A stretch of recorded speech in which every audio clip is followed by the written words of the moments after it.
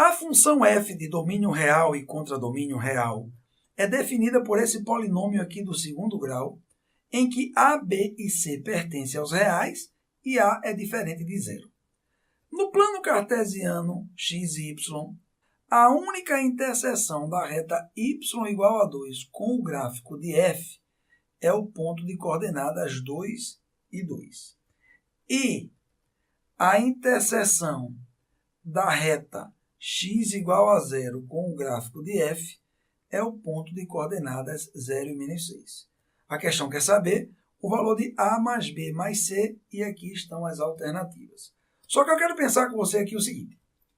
Essa questão trouxe uma dificuldade para muita gente, que foi analisar de forma correta as posições relativas entre a parábola, que é o gráfico da função definida por esse polinômio do segundo grau, e essas duas retas que você vê no enunciado, a reta y igual a 2 e x igual a 0.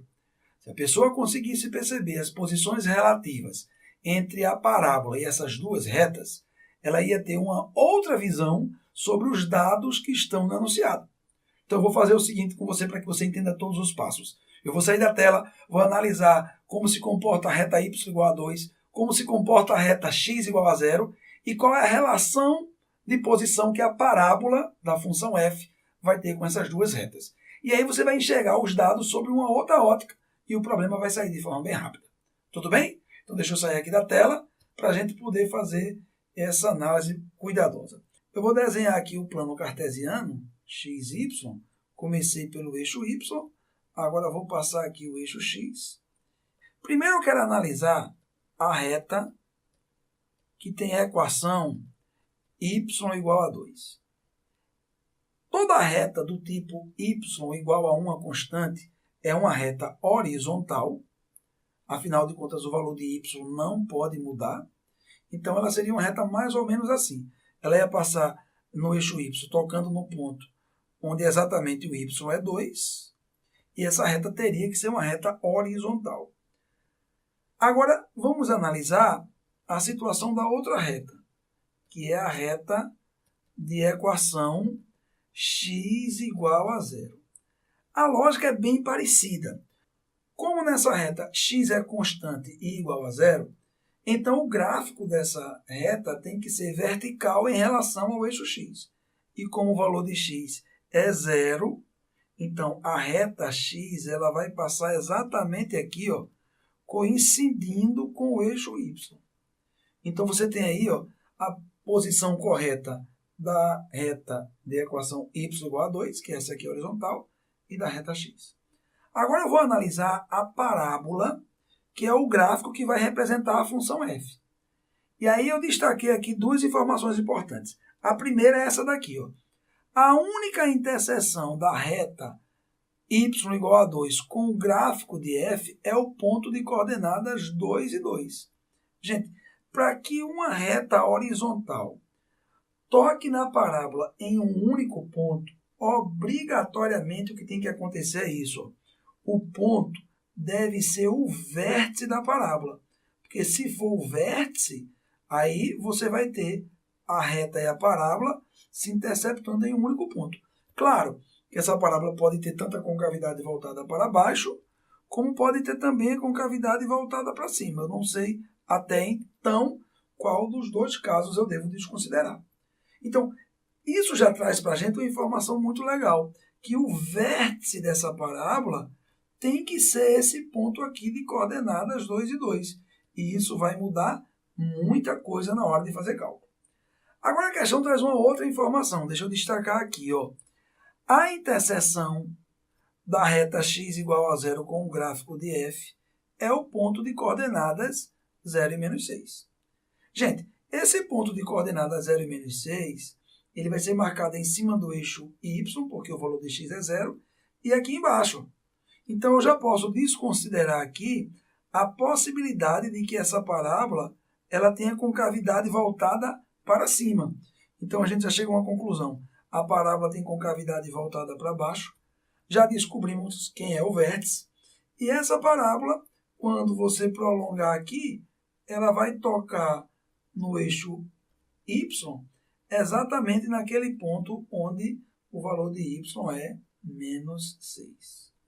E aí sim, a partir desse momento é que o aluno sente condições de segurança de conseguir resolver esse problema.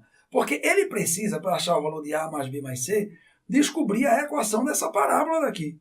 E agora, como ele tem o vértice da parábola e o ponto onde a parábola toca o eixo Y, as coisas se tornaram mais simples. Agora eu vou fazer o seguinte com vocês. Para responder essa questão, eu vou utilizar a equação da parábola na sua forma canônica. Caso você não tenha muita familiaridade com essa forma, eu vou deixar exatamente nesse momento agora um card aqui na tela, onde você vai ter acesso a uma aula onde eu falo sobre a forma fatorada, a forma polinomial e a forma canônica. É muito importante que você assista, é uma aula lá de mais ou menos 1 hora, porque foi uma aula que eu fiz ao vivo, mas eu trago dicas importantes, sugiro que você assista essa aula depois. Eu vou deixar também na descrição do vídeo um link para você acessar essa aula. Ok? Agora deixa eu sair aqui da tela e responder essa questão aí para você. Bom, já que eu decidi que eu vou encontrar a equação dessa parábola pela forma canônica, deixa eu colocar aqui assim, ó, forma canônica. Gente, olha, se você conhece a forma canônica, você responde essa questão de forma muito rápida. A forma canônica ela é indicada quando você tem as coordenadas do vértice, que é o que aconteceu aqui. Ó.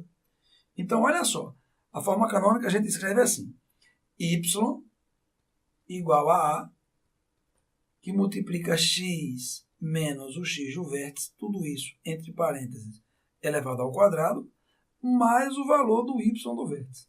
Perceba por que ela é prática. Como eu já sei que o valor do x do vértice é 2 e o y do vértice é 2, olha só o que é que eu vou fazer. Ó.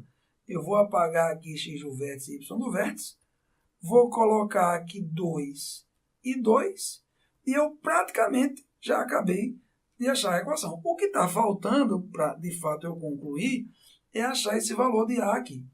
Mas aí o que é que eu faço? Eu vou procurar um ponto dessa parábola, e nesse caso eu vou pegar este ponto aqui, onde eu sei que as coordenadas desse ponto são x0 e y menos 6, e vou descobrir o valor do coeficiente A. Então, deixa eu pegar esse ponto aqui de coordenadas x0 e y menos 6, que é um ponto que pertence ao gráfico da equação, e a equação é essa daqui. E aí eu vou descobrir o valor de A, substituindo y por menos 6 e x por 0. Vai ficar bem prático, ó, preste atenção. O y é menos 6, o valor de x é 0. Aí eu vou ter aqui A, que vai multiplicar, preste atenção, x é 0, 0 menos 2 dá menos 2 ao quadrado, fica 4, mais 2. De cara, eu já vou pegar esse 2 que está aqui, vou passar para cá, ele vem menos 2. Menos 2 com menos 6 vai ficar menos 8. E aí eu vou ter menos 8 igual a 4, que multiplica A.